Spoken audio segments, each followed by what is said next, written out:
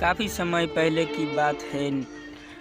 प्रतापगढ़ नाम का एक राज्य था। वहाँ का राजा बहुत अच्छा था, मगर राजा को एक सुख नहीं था, वह कि उसे कोई भी संतान नहीं थी और वह चाहता था कि अब वो राज्य के अंदर किसी योग्य बच्चे को गोद ले ताकि उसका अधिकारी बन सके और आगे की बागडोर को सुचारू रूप से चला सके। और इसी को देखते हुए राजा ने राज्य में घोषणा करवा दी कि सभी बच्चे राजमहल से एकत्रित हो जाए। ऐसे ही हुआ। राजा ने सभी बच्चे को पौधे लगाने के लिए भिन्न भिन्न प्रकार के बीज दिए और कहा कि अब हम 6 महीने के बाद मिलेंगे और देखते हैं कि किसका पौधा सबसे अच्छा होगा। महीने बाद बीत जाने के बाद भी एक बच्चा था जिसके गमले में वह बीज अभी तक नहीं फूटा था, लेकिन वह रोज़ उसकी देखभाल करता था और रोज़ पौधे को पानी देता था। देखते देखते 3 महीने बीत गए। बच्चा परेशान हो गए। तभी उसकी माँ ने कहा, बेटे धैर्य रख, कुछ बीजों को फलने में ज़्यादा वक्त लगता है और वह पौधे को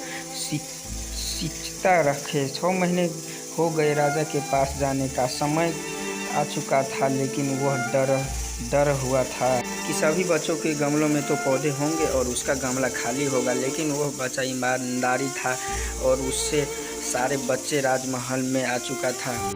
कुछ बच्चे जोश से डरे हुए थे क्योंकि उनके अंदर राजा का उत्तराधिकारी बनने का प्रबल लालसी थी। अब राजा ने आदेश दिया, सभी बच्चे अपने अपने गमले दिखाने लगे, मगर एक बच्चा सहमा हुआ था क्योंकि उसके गमले खाली था। तभी राजा की नज़र उसकी गमले पर गई।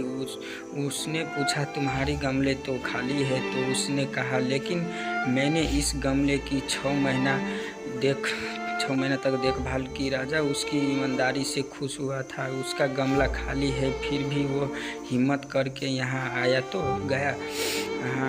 सभी बच्चे को गमले देखने के बाद राजा ने बच्चे को सभी से सामने बुलाया। बच्चा सहम गया और राजा ने वह गमला सभी को दिखाया। सभी बच्चे जोर से हंसने लगे। राजा ने कहा, शांति हो जाइए, इतनी खुश मत होइए। आप सभी के पास जो पौधे हैं वो सब बंजर है। आप चाह के कितने भी मेहनत कर लो उससे कुछ नहीं निकलेगा। लेकिन असली बीज यही था। राजा उसकी ईमानदारी से बेहद खुश हुआ और उसे बच्चे को राज्य का उत्तराधिकारी बना दिया गया। लेकिन इनमें इस कहानी से क्या सीखने को मिला? मेरे हिसाब से अपने अंदर ईमानदारी का होना बहुत ज़रूरी है। दोस्तों, यहाँ तक देखने के लिए आप सभी को धन्यवाद और वीडियो को एक लाइक तो बनता ही है।